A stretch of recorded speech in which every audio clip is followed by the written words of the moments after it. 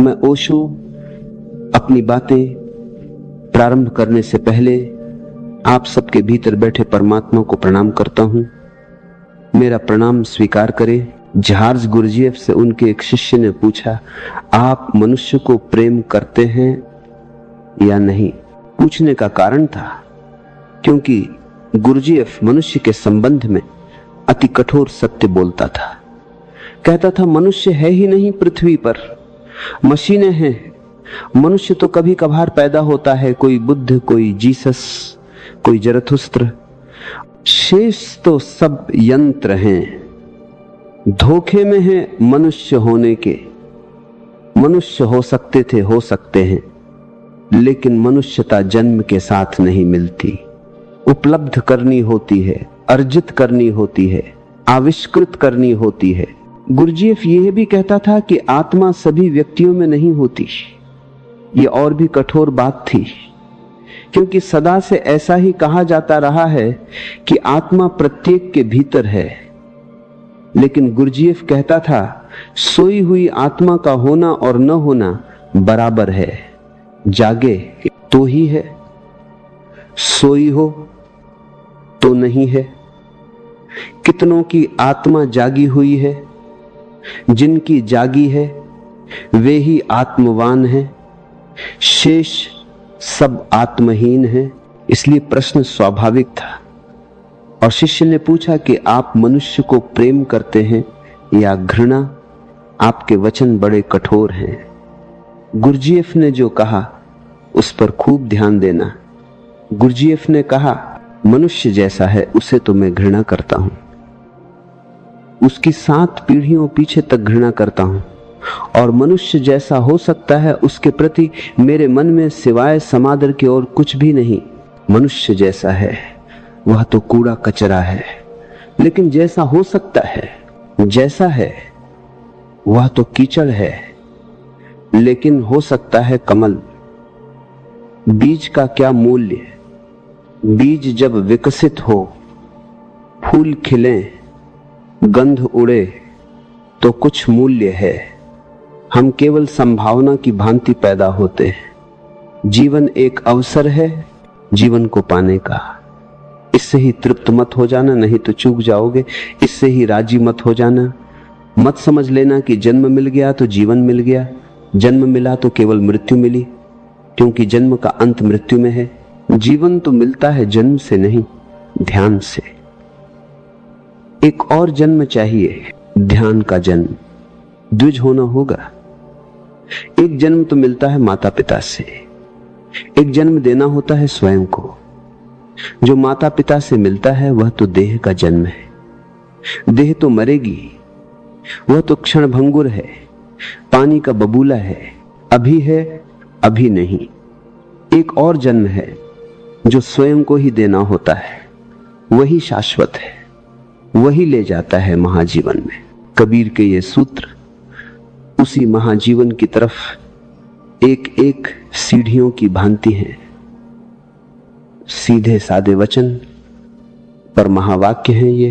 कितनी दूरी मंजिल की हो, चलते चलते कट जाती है। यात्रा तो लंबी है, मार्ग तो कठिन है। चढ़ना है पर्वत शिखर की ओर, उतार आसान होते हैं, चढ़ाव कठिन होते हैं, और ये तो अंतिम चढ़ाव है। चैतन्य के शिखर को छूना, इससे बड़ी न कोई यात्रा है, न कोई बड़ा अभियान है। लेकिन घबराना मत। कितनी ही हो दूर मंजिल, चलते चलते कट जाती है। एक एक कदम चलकर लाओ त्सु ने कहा है, 10,000 मीलों की यात्रा पूरी हो जाती है। यही सोचकर कोई बैठ रहे कि इन छोटे से कदमों से कैसे पहुंच पाऊंगा, तो फिर कोई यात्रा संभव नहीं। छोटी सी दूरी भी पूरी नहीं हो सकती। प्रत्येक को एक ही कदम तो मिला है। एक बार एक ही कदम तो चल सकते हो, मगर एक एक कदम चलते चलते अनंत यात्रा भी पूरी हो जाती है।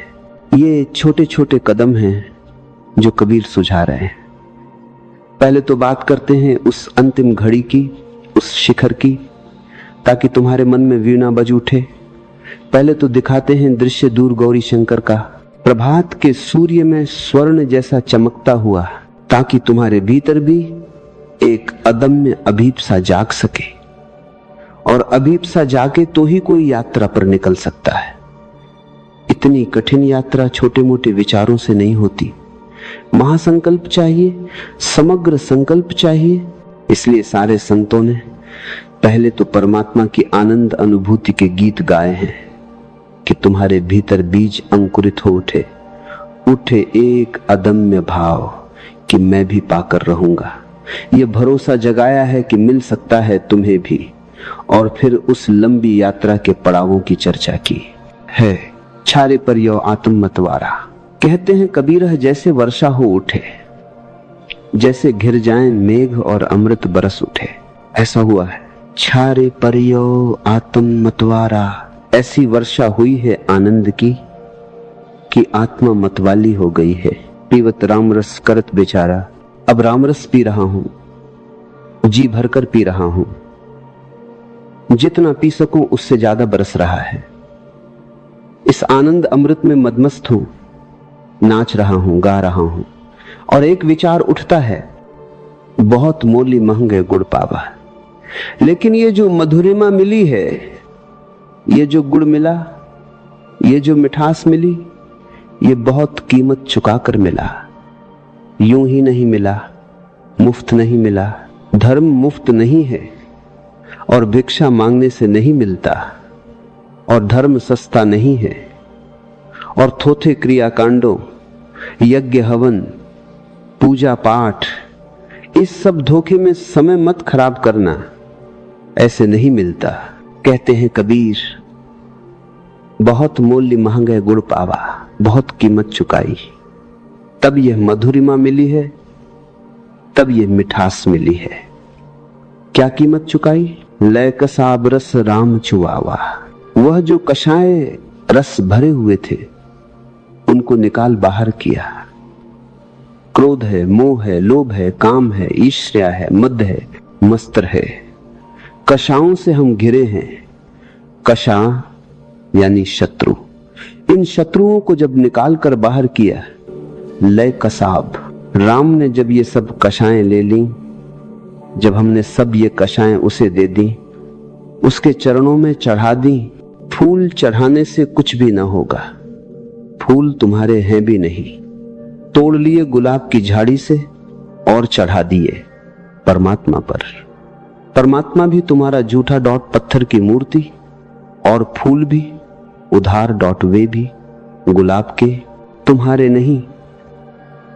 झूठे परमात्मा पर उधार फूल चढ़ाकर तुम सोच रहे हो अमृत की वर्षा होगी, तुम उस अलौकिक आनंद को उपलब्ध हो सकोगे, तुम उस स्वर्ण शिखर पर पहुंच सकोगे, तुम्हारा पुनर्जन्म हो सकेगा, तुम्हारे जीवन में ऐसे वसंत आएगा? नहीं, इतनी सस्ती बात नहीं है।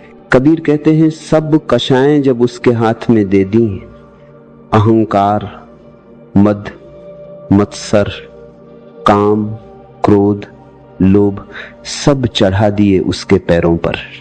ये चढ़ाने की चीजें हैं। फूल चढ़ाने से क्या होगा? दिए जलाने से क्या होगा? नारियल फोड़ने से क्या होगा?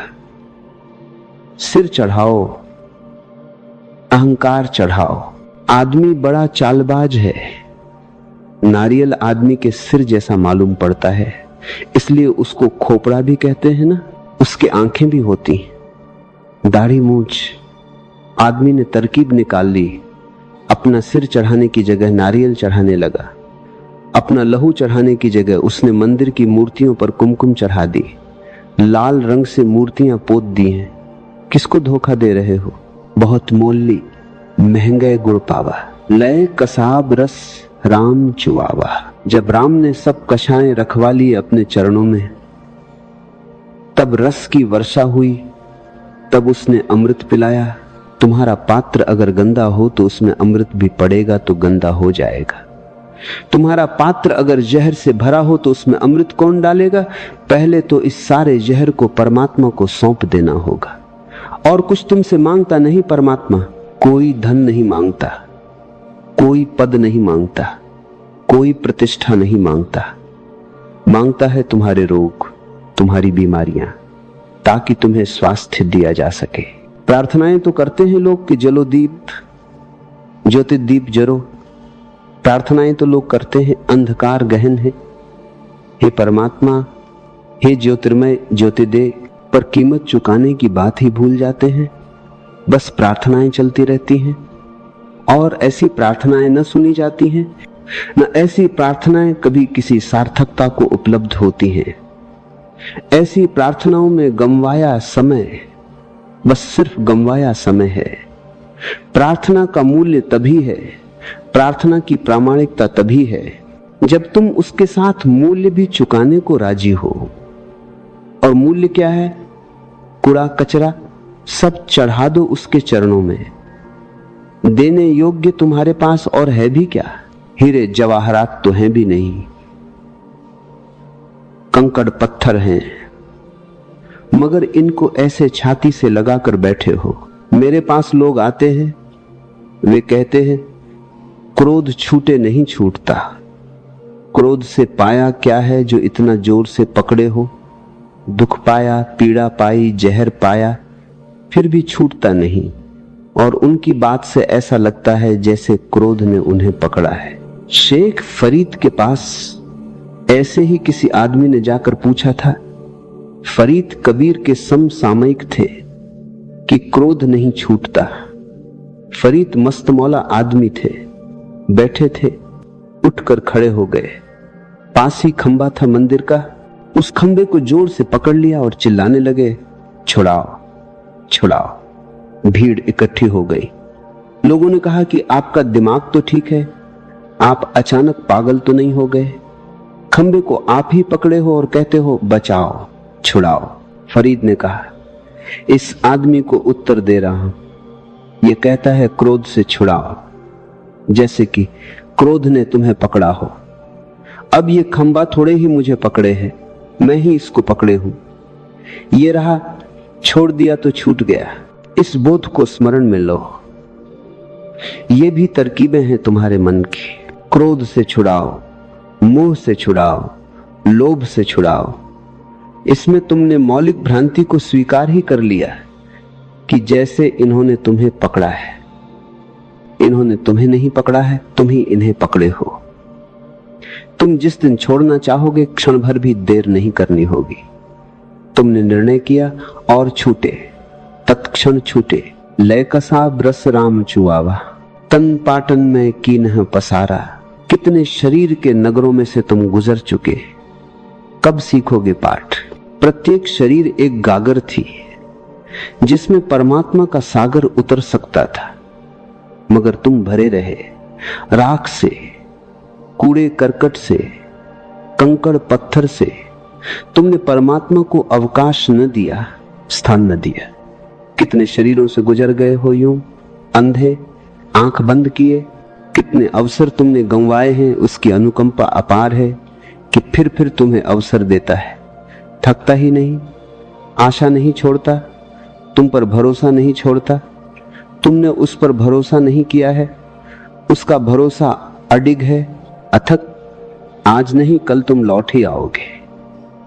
सुबह नहीं तो दोपहर, दोपहर नहीं तो सांझ, तुम लौट ही आओगे। मांगी मांगी रस पीवे बेचारा। तुम कितने नगरों से निकले और मांग मांग कर चाहते थे रस मिल जाए।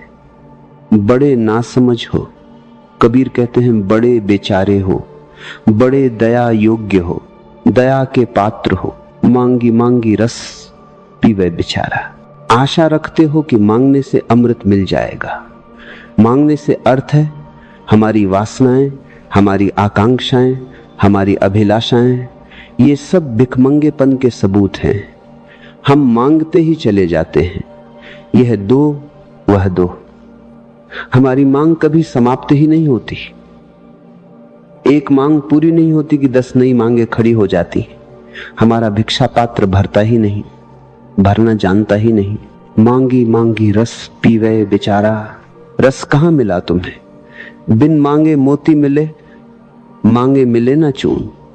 रहीम ने ठीक कहा है, मांगने से कुछ भी ना मिलेगा। कुछ चीजें हैं जो बिना मांगे मिलती हैं, क्योंकि कुछ चीजें हैं जो मालिकों को मिलती हैं। भिखमंगों को नहीं मिलते। भिखमंगों को वही मिलता है जो भिखमंगों के योग्य है। मालिकों को वही मिलता है जो मालिकों के योग्य है। तुम जरा क्रोध, लोभ, माया, मोह परमात्मा के चरणों में तो रख कर देखो, अचानक तुम पाओगे तुम मालिक हो गए। इनके जाते ही तुम्हारी गुलामी कट गई, तुम्हारी जंजीरें टूट गई, तुम्हारा कारागृह नष्ट हो गया। और परमात्मा केवल मालिकों को ही दे सकता है। जिनकी कोई मांग नहीं उनको दे सकता है, जिनकी कोई मांग नहीं वे पाने के अधिकारी हैं। मांगा कि चूके, नहीं मांगो, मांगने के ऊपर उठ जाओ, तत्क्षण वर्षा हो जाएगी, तत्क्षण वसंत आ जाएगा। ये सारी पृथ्वी जैसे वसंत के आगमन पर दुल्हन बन जाती है, ऐसे ही तुम जब अपने को शून्य कर लेते हो व्यर्थ की वासनाओं से, तो उतरता है एक महावसंत। कहो उसे निर्वाण, मोक्ष, कैवल्य, परमात्मा या जो भी नाम तुम्हें प्रिय हो। फूल पर फूल तुम्हारे भीतर खिलते चले जाते हैं, चैतन्य के फूल, और अपूर्व सुगंध उठती है। लेकिन यह मालिकों के ही जीवन में वसंत आता है। भिखमंगों के जीवन में कभी वसंत नहीं आता। सन्यास मालिक बनने की प्रक्रिया है, इसलिए सन्यासी को स्वामी कहते हैं। स्वामी का अर्थ है मालिक। अब वह भिखमंगा नहीं, मगर सन्यास ऊपर से ही लिया तो किसी अर्थ का नहीं। तुम्हारे भीतर मालकियत की घोषणा होनी चाहिए, और एक ही उपाय है कि तुम चुका दो। परमात्मा जो कीमत मांगता है, कहे कबीर फाबी मतवारी, और कबीर कहते हैं जब तक मांगा तब तक हम दयनीय अवस्था में रहे, कुछ न पाया। और अब ऐसी वर्षा हो रही है, ऐसी अनंत आनंद की धार बह रही है, फाबी मतवारी, ऐसी मस्ती छा रही है। पीवत राम रस लगी खुमारी। अब जो राम रस पिया है तो ऐसी खुमारी लगी है जो टूट नहीं सकती। ये जो शराब पी ली है परमात्मा की, अब बस यह नशा उतरने वाला नहीं। जो नशा उतर जाए वह भी कोई नशा है। नशा चढ़े और उतरे नहीं, वही नशा है। कबीर कहते हैं मांग मांग कर नहीं मिला था और बिना मांगे मिला है।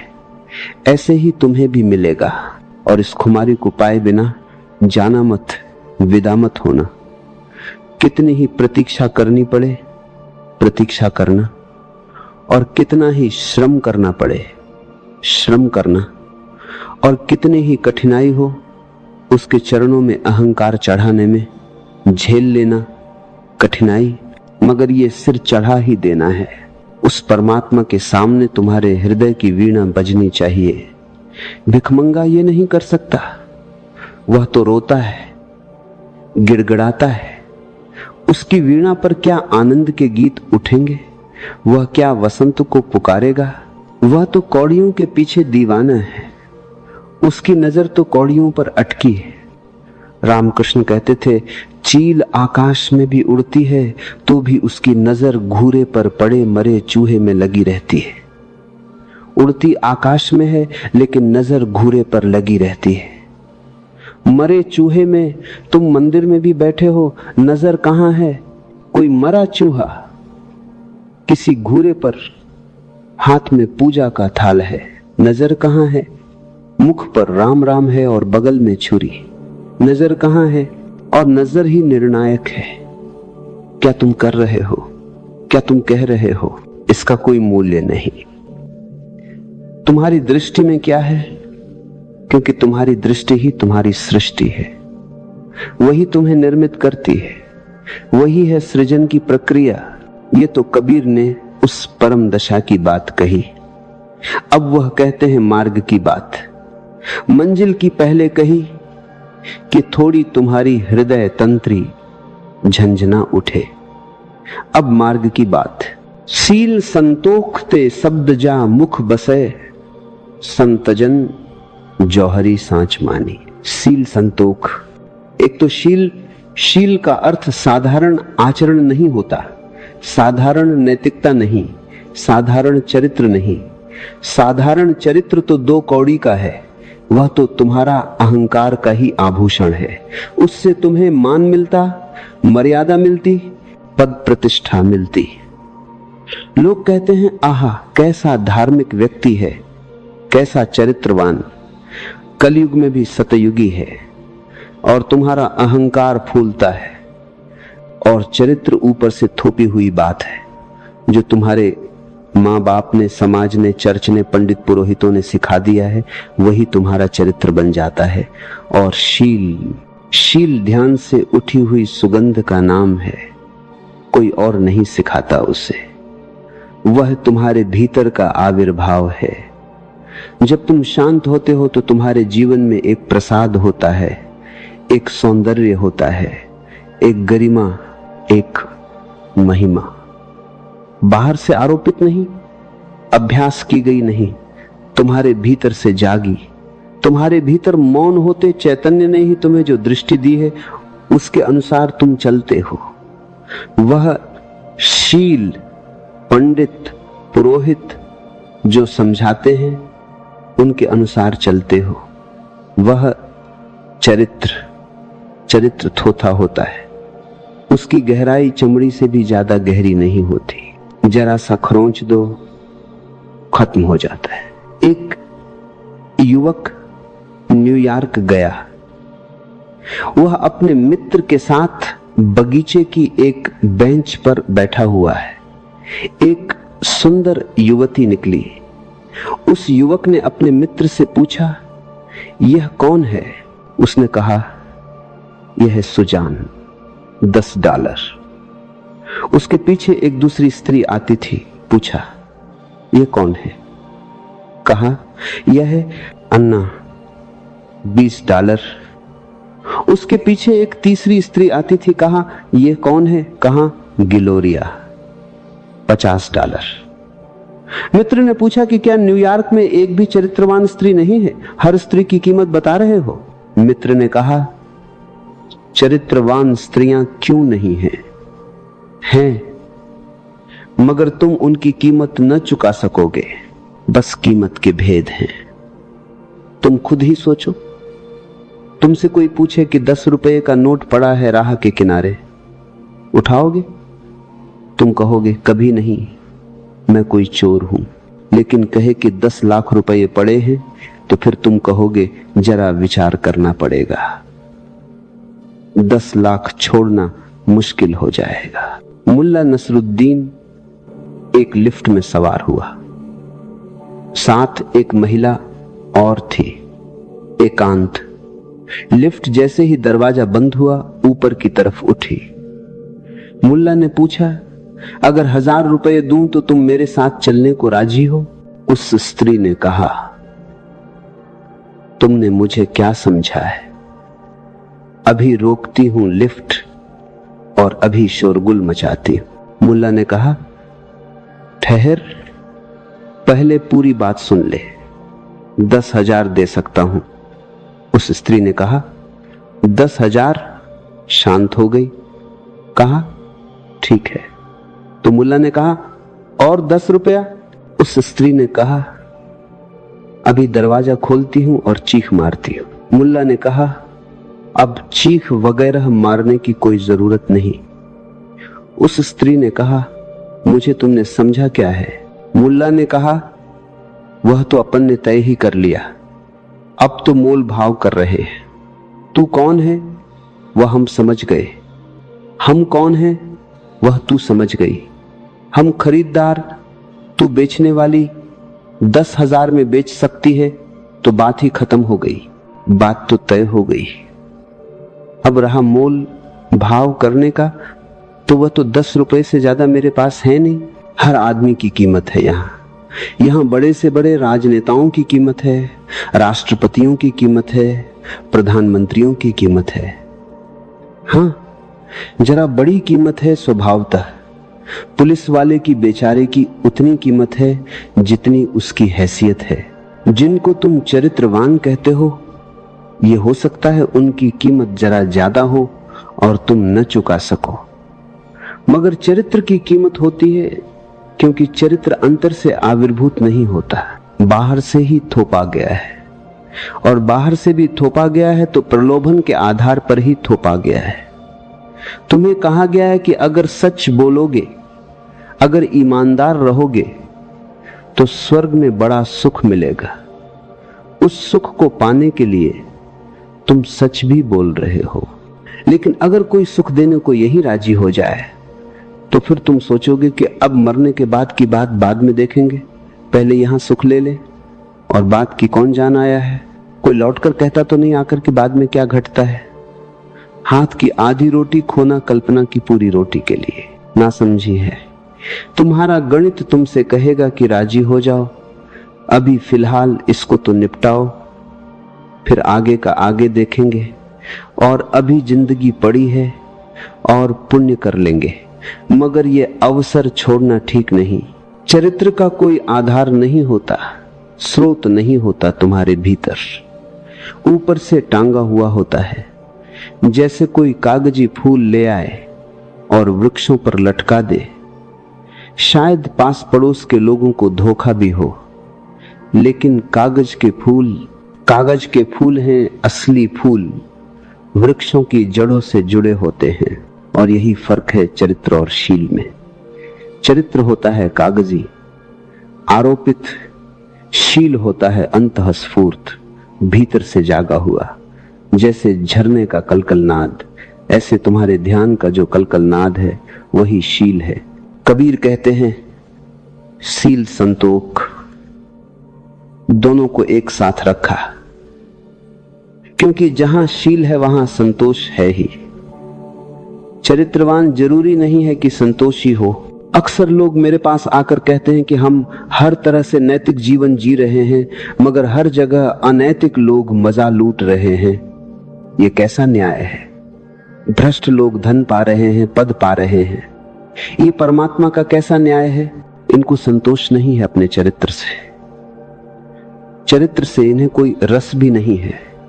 ये चाहते थे चरित्र के साथ इनको पद भी मिले, प्रतिष्ठा भी मिले, तो ये मानेंगे कि परमात्मा न्यायशील है। और इन बेईमानों को समझाने के लिए पंडित पुरोहितों ने रास्ते निकाल लिए हैं। वे कहते, उसकी दुनिया में देर है मगर अंधेर नहीं। देर की तरकीब निकाल ली, क्योंकि नहीं तो समझाएं कैसे। यहां दिखाई तो यही पड़ता है कि बेईमान सिर पर बैठ जाते हैं। ईमानदार सब जगह चारों खाने चित्त, और बेईमान छाती पर चढ़े हैं। अब कैसे लोगों को समझाएं कि ईमानदार रहो? बेईमानी जीतती मालूम पड़ती है, असत्य जीतता मालूम पड़ता है। सत्य की जगह जगह हार है। कैसे समझाएं सत्यमेव जयते कि सत्य की विजय होती है? तो उन्होंने एक तरकीब निकाली, एक फार्मूला निकाला कि देर है अंधेर नहीं, घबराओ मत। थोड़ी देर लगेगी, इस जन्म में नहीं अगले जन्म में, मगर मिलेगा। मगर देर भी क्यों? आग में हाथ डालते हो अभी जलता है कि देर लगती है। और मजा यह है कि ईमानदारों के लिए ही देर है, बेईमान अभी मजा ले रहे हैं। उनके लिए न देर है न अंधेर है। और क्या पता जो देर कर रहा है वो आखिर में अंधेर भी करे, और जो यहां जीत रहे हैं कौन जाने वहां भी जीत जाएं, क्योंकि जीतने की कला उन्हें आ जाएगी। छाती पर बैठने का गणित वे समझ लेंगे। बहुत संभावना तो यही है कि जो तुम्हारे सिर पर यहां बैठे हैं वे ही लोग तुम्हारे सिर पर स्वर्ग में भी बैठेंगे, अगर कहीं कोई स्वर्ग होगा। क्योंकि तुम्हारी आदत हो जाएगी लोगों को सिर पर ढोने की, उनकी आदत हो जाएगी सिर पर बैठने की। बहुत संभावना तो यही है कि अगर कोई भी दूसरा लोक है तो इसी लोक का सिलसिला होगा, इसी लोक के साथ उसका तारतम्य होगा। वह इससे विपरीत नहीं हो सकता, इसी में उसकी श्रृंखला जुड़ी होगी। मगर ये झूठे चरित्र को बनाए रखने के लिए ये सारी तरकीबें ईजाद करनी पड़ी। शील के साथ संतोष होता ही है। शीलवान वही है जिसके साथ संतोष भी हो। जो शील से भरा है उसके मन में कभी यह सवाल ही नहीं उठता कि बेईमान जीत रहा है। वह तो जानता है मैं जीत ही गया हूं, ठीकरे मेरे पास नहीं है। न हो उसे दया आती है जिनके पास ठीकरे हैं उन पर, क्योंकि वह जानता है असली संपदा मेरी है और ये बेचारे व्यर्थ की चीजों में उलझे हैं और व्यर्थ की चीजों के लिए कितना गंवा रहे हैं। रामकृष्ण के पास एक आदमी आया, 10,000 रुपए रामकृष्ण को भेंट करना चाहता था।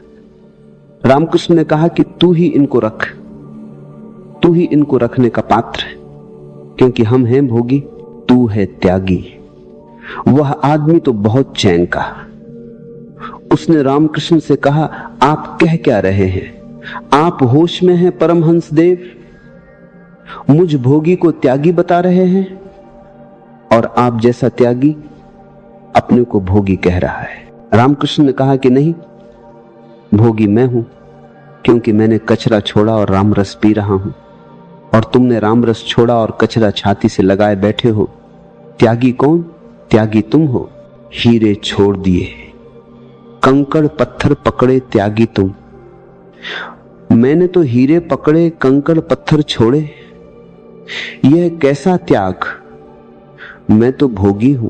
जिन्होंने जाना है वे यही कहेंगे, तेन त्यक्तेन भूंजी था। जिन्होंने त्यागा है वे ही जानते हैं भोग का असली अर्थ, भोग का असली राज, क्योंकि उन्होंने ही भोगा है और बाकी तो सिर्फ भोग की भ्रांति में है। बुद्ध ने भोगा, कृष्ण ने भोगा, कबीर ने भोगा, फरीद ने भोगा, नानक ने भोगा। बाकी तुम तो भ्रांति में हो। तुम सब त्यागी हो, तुम असली चीज तो छोड़े हो। पास ही अमृत की धार बह रही है, उसको छोड़े हो और एक गंदे नाले में पानी पी रहे हो। तो त्यागी नहीं तो कौन हो? महात्यागी हो। जहां शील है वहां एक अपूर्व संतोष होगा, लेकिन शील उठता है भीतर से, वह ध्यान का परिणाम है। शील संतोख ते शब्द जा मुख बसे। कबीर जो ध्यान के लिए शब्द उपयोग करते हैं वह शब्द है सबत, जिसके भीतर राम की धुन अपने आप उठने लगी है, उठानी नहीं पड़ती। जिसके भीतर ओंकार का नाद होने लगा है उसको शब्द कहते हैं वे। जिसके भीतर अनाहत बजने लगा, जिसने सुन लिया परम संगीत, जिसने जीवन की परम संगीतमयता का अनुभव कर लिया, मैं उसको ध्यान कह रहा हूं। वे उसको शब्द कहते हैं, वे उनका शब्द है। सील संतोखते शब्द जा मुख बसे, संतजन जौहरी सांच मानी। संतजन ऐसे ही व्यक्ति को सच्चा मानते हैं, बाकी सब झूठे हैं, क्योंकि बाकी सब थोथे हैं। ऊपर ऊपर रंग लिया है चेहरे को, मुखौटे लगा लिए हैं। होली आई और दिल्ली में एक घटना घटी। एक बड़े नेताजी को लोग बहुत दिन से फिक्र में थे कि होली आए तो मजा चखाएं। होली है इसीलिए कि जिनको तुम गाली नहीं दे सकते, नहीं तो अदालत में मुकदमा चलेगा, उनको तुम होली के दिन गाली दे सकते हो। वह सुविधा है। और तुम देखते हो कि होली पर जो गालियां दी जाती हैं उन गालियों का नाम है कबीर, क्योंकि कबीर ने ऐसी कुटाई की है, ऐसा सिर फोजा है पंडितों का, पुरोहितों का, कि कबीर शब्द ही एक तलवार की धार हो गया है। और पकड़ो नेताओं को, और जो साल भर तुम्हारी छाती पर मूंग दलते हैं, मलो उनके चेहरों पर कालिक कोलतार।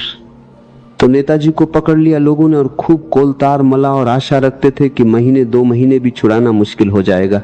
शाम को देखने गए कि हालत क्या है। नेताजी बैठे मुस्कुरा रहे, कोलतार का कोई पता ही नहीं। लोग बड़े चौंके। उन्होंने कहा कि हुआ क्या, इतने जल्दी आपने धो कैसे डाला? उन्होंने कहा कि तुम नेताओं का राज ही नहीं जानते। वह देखो, कोने में मुखौटा पड़ा था जिस पर कोलतार पोता था। कोई नेताजी का असली चेहरा होता है, वे तो कई चेहरे रखते हैं। जब जैसी जरूरत हुई, चेहरा बदलते उन्हें देर नहीं लगती, क्षण में बदल लेते हैं, उनका असली चेहरा पकड़ में नहीं आता। अब यह भी कहना पक्का नहीं कि अभी जो चेहरा है वह असली होगा, यह दूसरा मुखौटा हो सकता है। संभावना यही है, क्योंकि असली चेहरा तो केवल संतों के पास होता है। संत जन जौहरी सांच मानी, संत जन असली जौहरी है, पारखी है। जो मनुष्य को पहचानते हैं उन्होंने इस बात को आधार बनाया है। सील संतोख तुम्हारे भीतर के शब्द से उठे तो तुम सच्चे मनुष्य हुए। तुम पहली बार मनुष्य हुए। बदन विकसित रहे ख्याल आनंद में, अधर में मधुर मुस्कान बानी, और तुम्हारा जीवन एक कमल की तरह खिलता रहे ख्याल आनंद में, और सदा भीतर आनंद के फूल खिलते रहे। अधर है में मधुर मुस्कान बानी, और तुम्हारा जीवन एक मुस्कुराहट हो, तो ही ऐसा संतोष, मुर्दा संतोष नहीं। एक मुर्दा संतोष होता है, अंगूर खट्टे वाला संतोष, कि लोमड़ी नहीं पहुंच सकी अंगूरों तक तो ये कहकर चल दी कि अंगूर खट्टे। यही संतोष तुम्हें दिखाई पड़ेगा अधिक लोगों में। वे कहते हैं रखा क्या है धन में क्योंकि पा नहीं सके, रखा क्या है महलों में क्योंकि पा नहीं सके। अब इस तरह संतोष कर रहे हैं, ये संतोष नहीं है, ये चालबाजी है, ये अपने को समझाना है, ये सांत्वना है, संतोष नहीं। संतोष बड़ी और बात है। संतोष का अर्थ है महलों से बड़ा महल पा लिया, हीरों से बड़े हीरे पा लिए। यह जगत जो दे सकता है उससे बड़ी संपदा अनुभव कर ली, उपलब्ध कर ली, इसलिए संतोष है। इसलिए नहीं कि अंगूर खट्टे थे। इस देश में तुम्हें अंगूर खट्टे वाला संतोष बहुत फैला हुआ मिलेगा। क्या करें, लोग दीनहीन हो गए हैं सदियों से। अब इसी दीनहीनता को उन्होंने गौरव बना लिया। दीनहीनता को भी उन्होंने सुंदर शब्द दे दिए, दरिद्र नारायण। दरिद्र होना भी जैसे गरिमा की बात हो गई। दरिद्र होने में एक आध्यात्मिकता आ गई। अछूत को अब कहने लगे हरिजन। हरिजन हमने कहा है बुद्धों को, और अब अछूत होना काफी है हरिजन होने के लिए। सभी ब्राह्मण भी हरिजन नहीं हैं, कभी कभार कोई हरिजन होता है, और अब तो शूद्र होना काफी है हरिजन होने के लिए। हम अच्छे शब्द देने में बड़े होशियार हो गए हैं, बड़े कुशल हो गए हैं, अच्छे शब्द लगा देते हैं। असलियत को ढांपने के लिए, छिपाने के लिए शब्दों का जाल बिछा देते हैं। संतोष, सांत्वना, धैर्य, शांति, और सबके पीछे भीतर जलती हुई आग है, विषाद है, पराजय है, विफलता है। नहीं, यह संतोष कबीर का संतोष नहीं, यह संतोष मेरा संतोष नहीं। संतोष तो वह जब तुम्हारे भीतर सहस्र दल कमल खिले, बदन विकसित रहे ख्याल आनंद में, अधर में मधुर मुस्कान बानी। सांच गैले नहीं, झूठ बोले नहीं, सूरत में सुमति सोई श्रेष्ठ ज्ञानी। सांच गैले नहीं, झूठ बोले नहीं, सत्य को छोड़े नहीं, झूठ बोले नहीं, सूरत में सुमति सोई श्रेष्ठ ज्ञानी। और जिसकी अंत प्रज्ञा में परमात्मा का स्मरण सतत बहता रहे, वही है ज्ञानी। वेद का ज्ञाता नहीं, कुरान का ज्ञाता नहीं, उपनिषद और गीता कंठस्थ हो, इससे कुछ नहीं होता। भीतर सूरती बहती रहे, और जब भीतर सूरती बहती है, स्मृति बहती है, तो परमात्मा सब जगह दिखाई पड़ने लगता है। मेरी बातों को प्रेम से और शांति से सुना है, उसके लिए बहुत बहुत अनुग्रहित हूं, और सबके भीतर बैठे परमात्मा को प्रणाम करता हूं।